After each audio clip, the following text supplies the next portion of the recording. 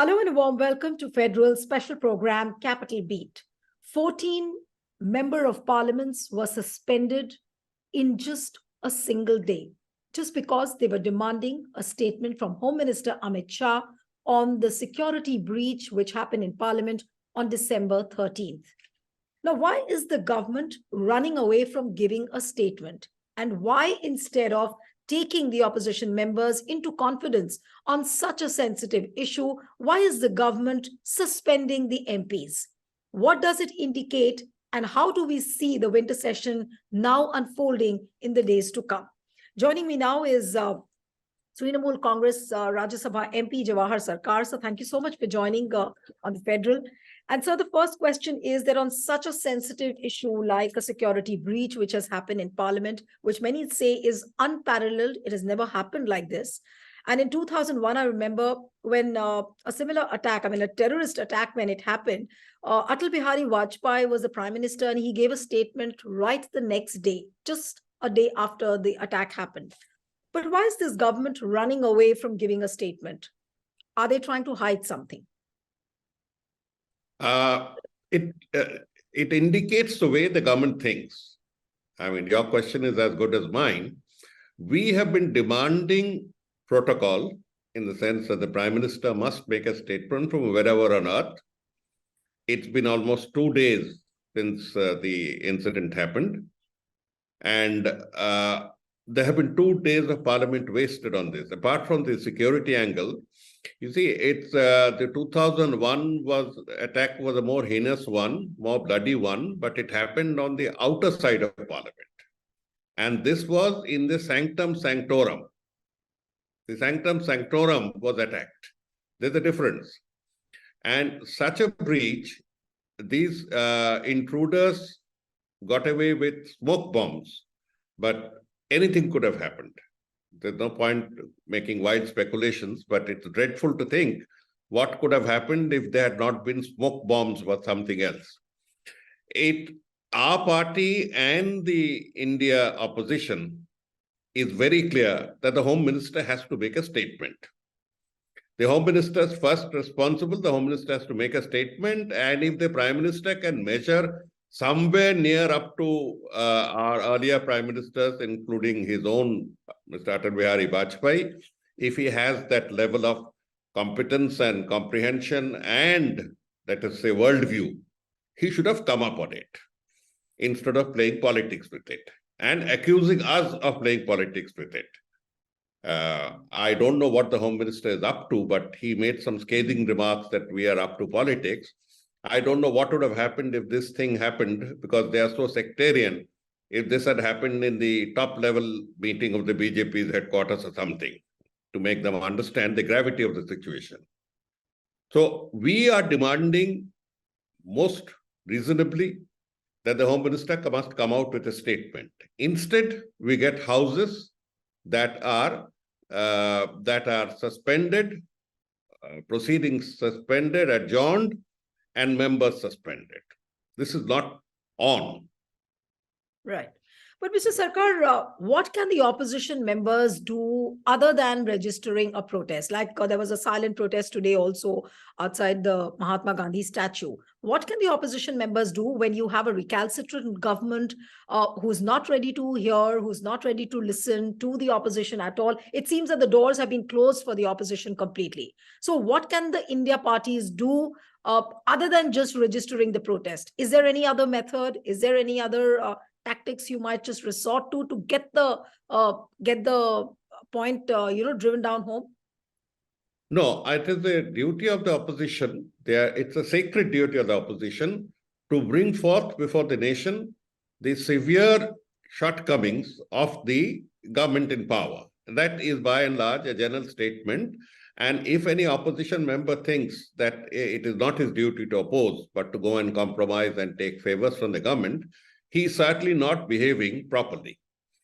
Here, in this instant case, the United India Alliance has made it very clear, and members across the board have been suspended, have made it very clear, and this will go on. I mean, we are facing very, very strange situation with an absolutely what shall I say, reckless government, if I may use it. Insensitive is a small word. A government that somehow barely draws legitimacy from elections and therefore tolerates houses of parliament and the assembly. It requires them only for legitimization and for display of the brutality of their majority. They have no need for parliamentary democracy other than this. The word I said about legitimizing their rule, displaying their brutal majority, and getting their way done. Parliamentary majority is not that. If it had been that, we did not have met. We could have sort of let any bill come in and say, okay, you are 230, we are 130, therefore you get it.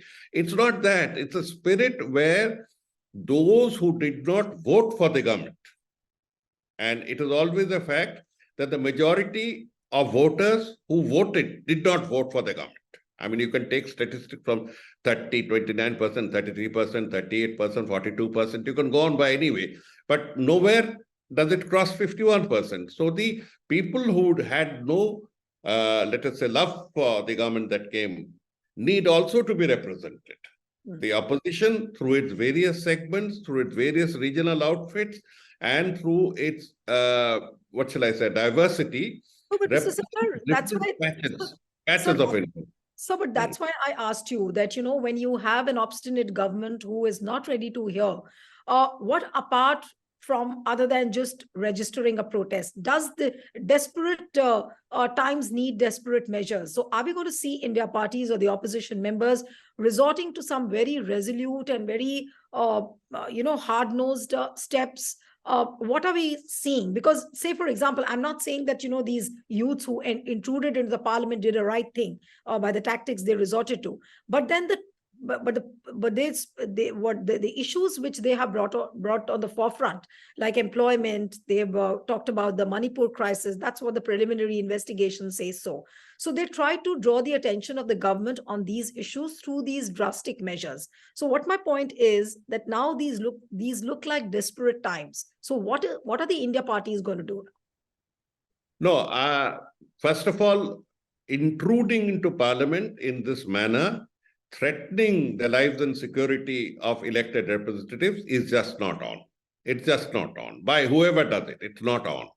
Our concentration now is on the breach of security, the insecurity of the House, and the insensitivity of the government. That unless we have very clear issues in mind, we'll tend to get confused and stray into different areas and lose the spirit. Right now, the focus is to see that this government is held accountable.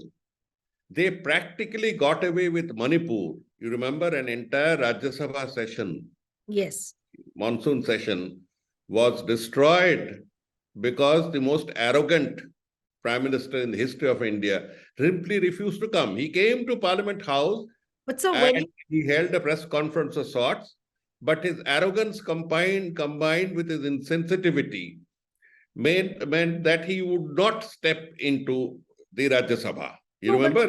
Right. But when you say that our duty is to make the government accountable, now how will you hold the government accountable on this particular security breach issue?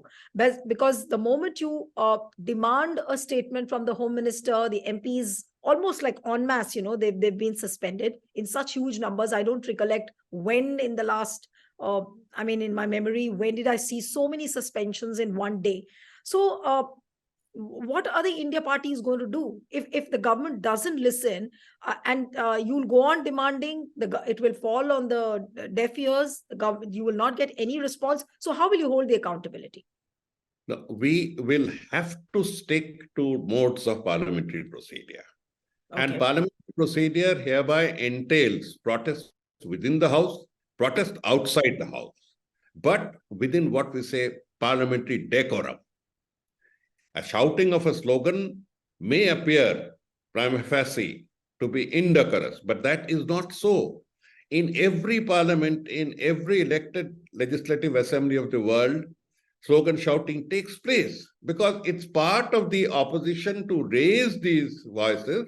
And when you talk of slogans, the dreadful slogans of Modi, Modi, the way they drown the house, is worse, because it's a meaningless slogan. The slogans that are raised by opposition parties carry a title, carry a meaning, and carry a message. Whereas the simple word Modi, Modi is almost Hitler-like, it's almost Nazi to drown the voices.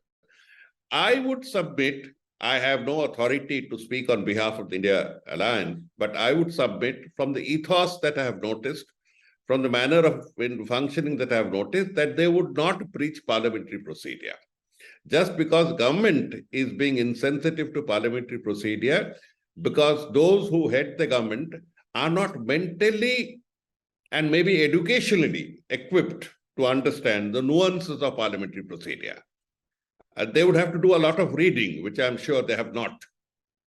They go by short messaging services from acolytes and from factotums. That's the way they function. But they would have to understand India is suffering a crisis and would have to go through the crisis in order to understand whether they want anarchy to take place. Because the only alternative to parliamentary democracy is anarchy, And that is something that no self-respecting party would vote for, excepting certain elements in the ruling party. Right. But Mr. Sircar, another baffling thing has been the fact that BJP MP Pratap Simha's office issued the visitor's pass, but no questioning has been done of him. No expulsion has happened. And in fact, your party also has raised this issue that Mahua Moitra was expelled immediately, and even when the inquiry was pending. And here you have an MP who issues the passes. The carelessness and the neglect is staring at the face, but even then no questions are asked. But this kind of a behavior of the government, what does it show? I mean, BJP still is going on protecting an MP like Pratap Simha. That is precisely the point. If I can summarize, there are three issues on which we are agitated. Number one, the need for a discussion, a parliamentary discussion in the finest of parliamentary traditions on the issue of security and the lapses that have taken place, and work out a collective solution. It can't be a unilateral solution. Many of those in the opposition have been holding very high responsibilities, have wide experience of the government. So this could be utilized. That is the first demand, that there should be a decent, decorous parliamentary discussion, not short shrift resolutions moved by the leader of the House or by the Parliamentary Affairs Minister at the drop of a hat, and deem a protest to be against parliamentary procedure and therefore move it. In other words, the first hint of a parliamentary discussion, they get up and say, you shouted, you did this, you gesticulated, and therefore you need to be expelled. The chair has little option when a majority resolution is passed. You see, I would hold the majority responsible rather than holding the chair. The chair has its own method of conducting itself, and it is best left to them. The second demand that we have beyond this is that this initiation of the debate should start with at least the Home Minister coming to the House, making a detailed statement. He can't be cat's whiskers. He can't sort of strut around threatening people and putting them behind bars and putting UAPA. And when he faces a strong, what shall I say, heinous attack on the core of security, he can't run away and pretend that his running away is an act of bravado. He has to come up. And the third demand that we have made is that the Prime Minister take on responsibility that decency, education, upbringing, they indicate. Mr. Atal Bihari Vajpayee made a statement on the first day itself in 2001. This was followed by a very senior minister's statement on behalf of the Home Minister in the House. It is the same party. It's the same alliance. And it cannot behave like this. It just cannot get away with it all. We have to expose it before the people. You see, we cannot take on to undemocratic methods. We have to expose it, however painful, frustrating, and losing it may sound at times. Because it's just steamroller. Steamroller. But it's a part of our duty to accept this torture and to still go on. Right. But Mr. Sircar, what do you have to say about the intentions of the government when you see photographs of Tapas Roy, the TMC MP, and where people are saying that, the main conspirator or the mastermind of this security breach plan is seen in the TMC camp, and then people are talking about that lady Neelam, she's part of the Congress. She was seen in the farmers' protest. This is all too frivolous and too low to be discussed. When you are dealing with criminal conduct, there's an Indian penal code which mercifully has not yet been amended into Manu Samhita or some other Samhita. There is a penal code, there's a criminal procedure code, you have to come up with it. This is the disinformation brigade that the party has let loose. Soon they'll bring in the DMK, soon they'll bring in the Shiv Sena, soon they'll bring in everyone and say somebody is associated with something. We don't even know whether the pictures are doctored. Right. I'm a public representative, so whenever I go, people like to take selfies. Mr. Sircar, do you have a feeling where the government wants, seemingly it seems so that, they're trying to put the blame or put the onus on these intruders as being part of the India alliance, and somewhere down the line they will come to a conclusion that this security breach was planned by the India alliance. Are you having the government is trying to arrive at that conclusion? Cannot work because you have to come up with established criminality. Right. You cannot go by rumors and by disinformation. The IT cell of the BJP visibly comes out with disinformation and is caught on several occasions.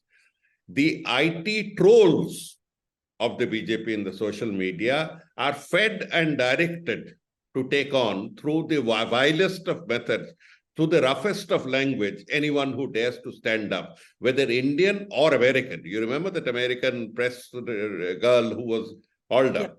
The world has seen the ugly face, the talons, the claws and the nails of this rather fascist party. So it can't get away with it. These are all diversionary tactics that they are using so that people get on to a second narrative on this issue. We need to stick to the original narrative. There is the most serious breach of security in the house that has ever happened. Number two, the Prime Minister is a coward for not coming up and making a statement. It is not arrogance, it is cowardice. And let him prove it otherwise. The Home Minister is strutting around like a Mussulman, blaming everybody else. This can't go on. And number four, at the end of it, we require a parliamentary discourse on the issue. It's not only heat that matters, it is light that we seek.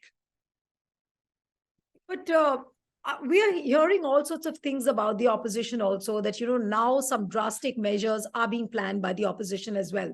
Probably en masse resignations, something like all the MPs leaving Delhi and then just going door to door. And so what kind of plans? I mean, I would not ask you to expose your strategy, but are you planning something? I'm not sure that these things have at all been discussed. That is not, is it?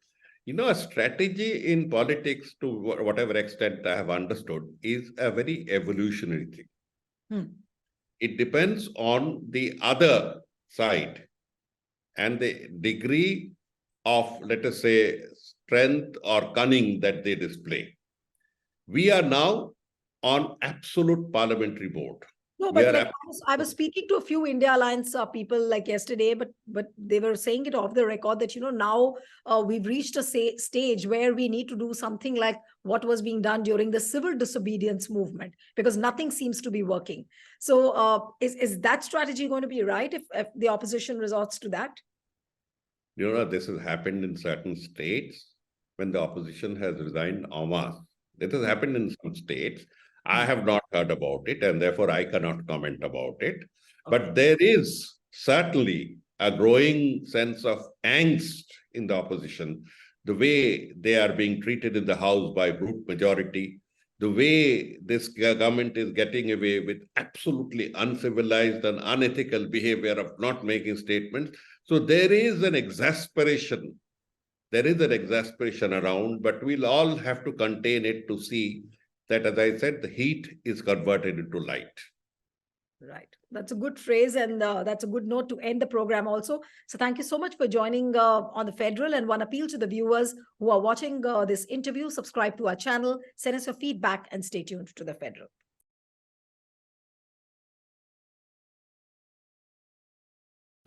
Subscribe to The Federal's YouTube page for more news and updates.